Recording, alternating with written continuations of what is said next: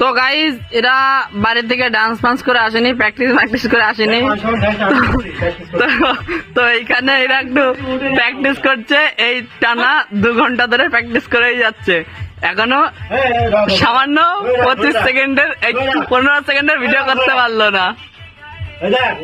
কর কর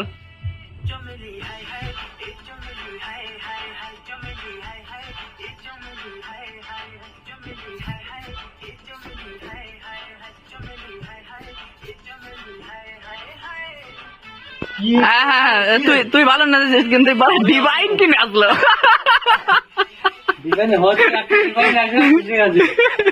ডিভাইন এরা করতে পারছে না।